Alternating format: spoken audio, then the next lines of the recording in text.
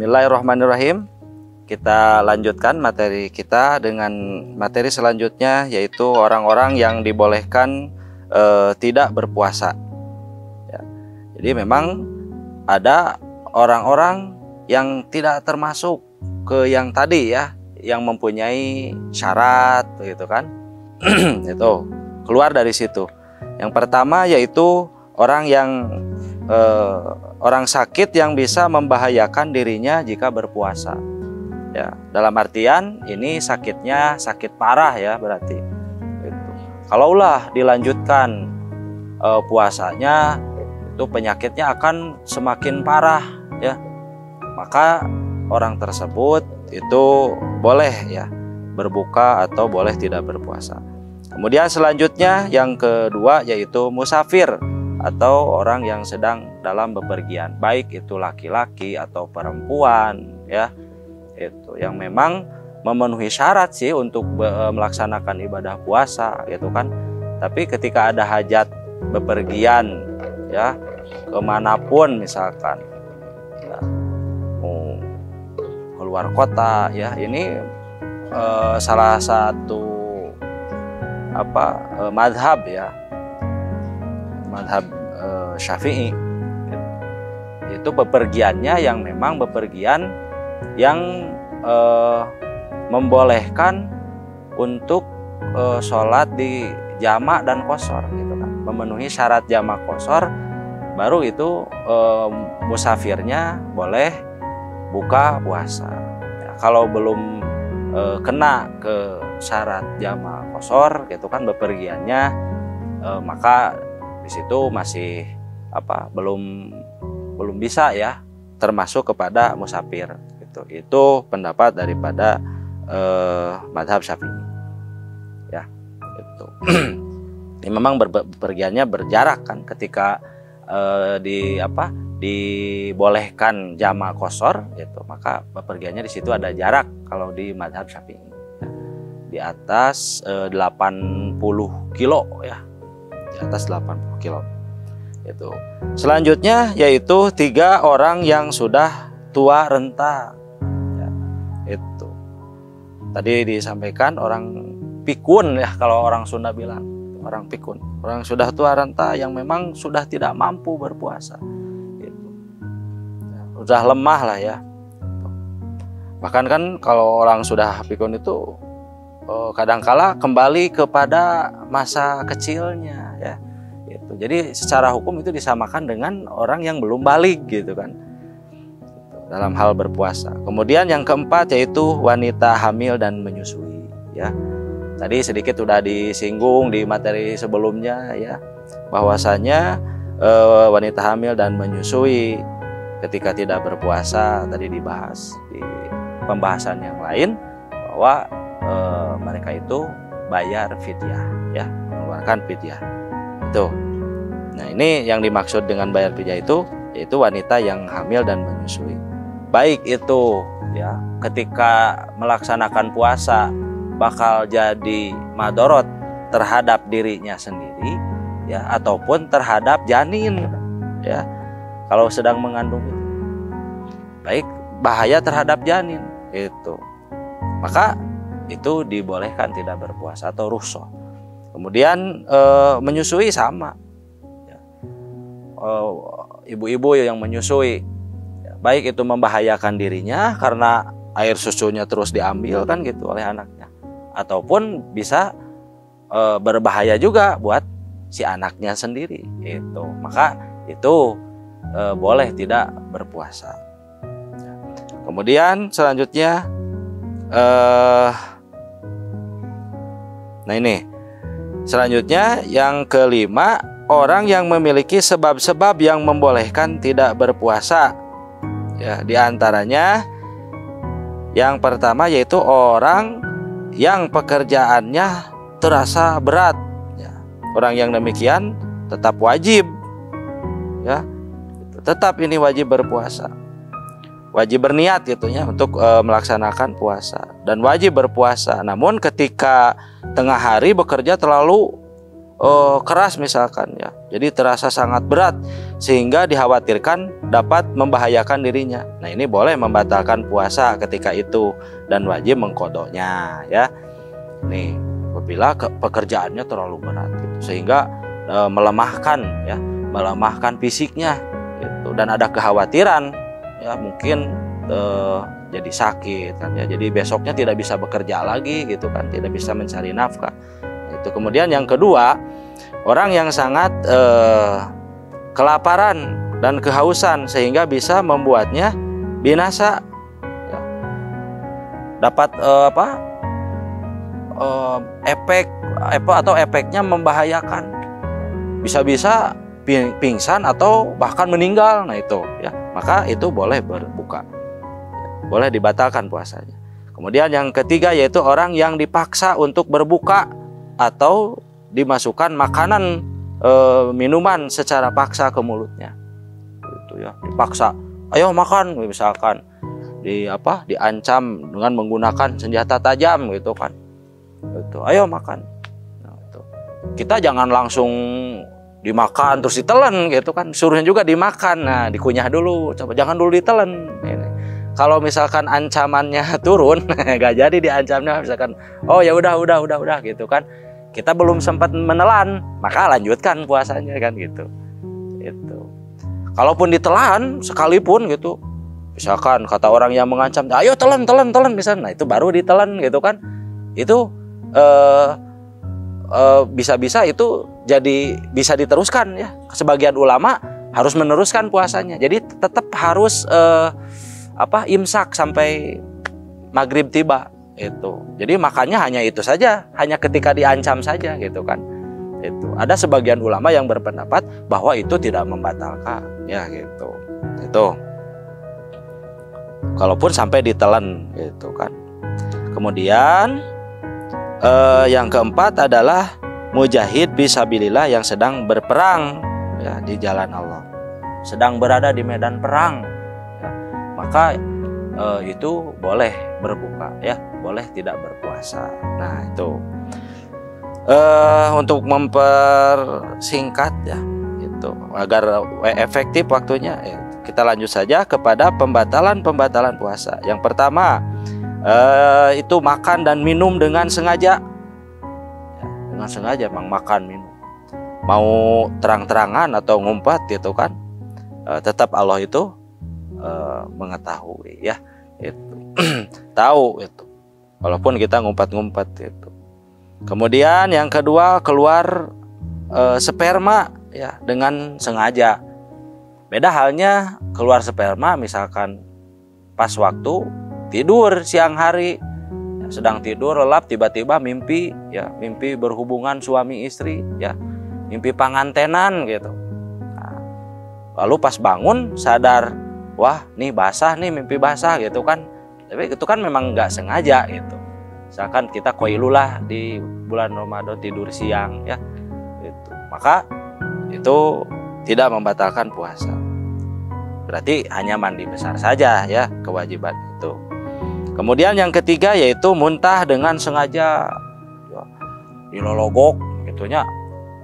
Tapi kalau muntahnya memang muntah nggak sengaja karena apa? Karena menghisap bau yang aneh misalkan, menghisap bau yang aneh lalu tiba-tiba muntah gitu, itu nggak sengaja. Beda sama yang disengaja.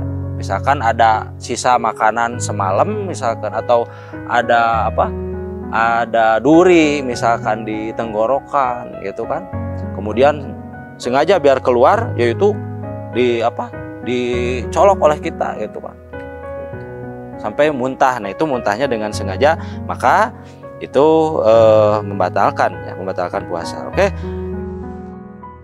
Selanjutnya pembatalan puasa yang keempat mungkin ya, yaitu keluarnya darah haid dan nifas. Ini bagi perempuan haid itu ya, yang biasa memang datang 1 bulan 1 minggu ya, dalam 1 bulan itu galib-galibnya. Paling lamanya 15 hari 15 malam. Itu buat perempuan. Paling sedikit 1 hari 1 malam. ya. Itu darah haid. Ini galib ya di perempuan. Adapun perempuan yang tidak haid apakah ada? Ada. Ya, dari dulu juga dari zaman sahabat ada memang perempuan yang tidak haid. Ya, bahkan Fatimah itu ya yang diperistri Sayyidina Ali itu beliau itu tidak haid ya, bahkan sampai diberi lakob Fatimatu Zahra. Zahra itu kan bersih, jadi dia selama-lamanya tidak haid gitu. Kalau dalam istilah kebetulan bahwa saya tuh orang Sunda, orang tua bilang perempuan yang tidak haid itu dibilangnya apa? Balangan terang gitu. Mau di Arab mah az-zahro gitu ya. Suci, selamanya suci aja, nggak pernah haid. Itu ada ya. Itu. Kemudian nifas sama juga, ini juga ya di perempuan biasanya darah nifas ini keluar ketika perempuan ya, sudah melalui persalinan. Maka di situ ada masa nifas, lamanya itu galib-galibnya itu 40 hari 40 malam untuk nifas ya. Maka ketika masuk bulan Ramadan sedang dalam keadaan nifas gitu kan, maka itu haram berpuasa.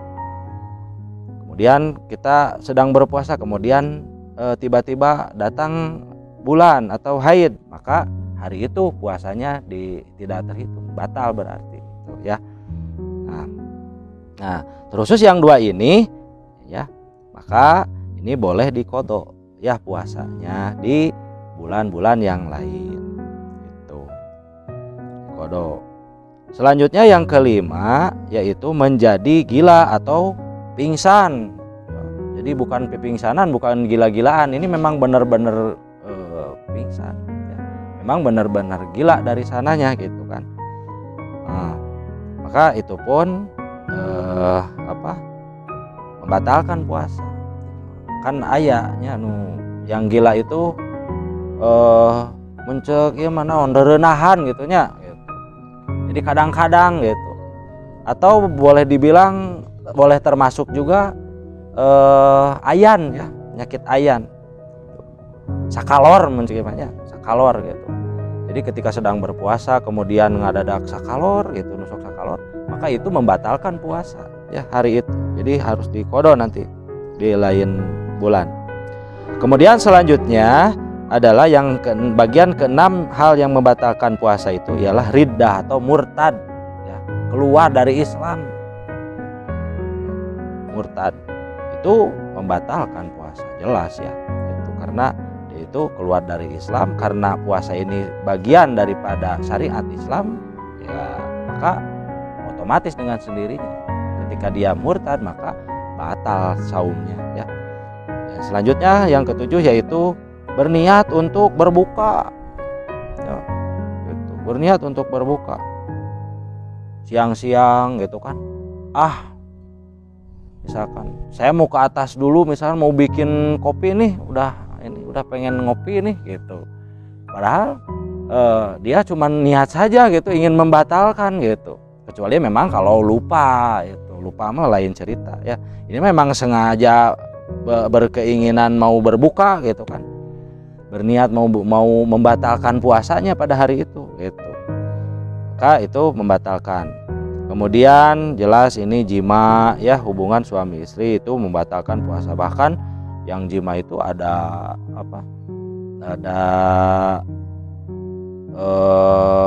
denda yang memang harus dikeluarkan ya. Itu ada pasal khusus nanti mungkin untuk pembahasan itu. Kemudian yang ke-10 yaitu hijamah ya.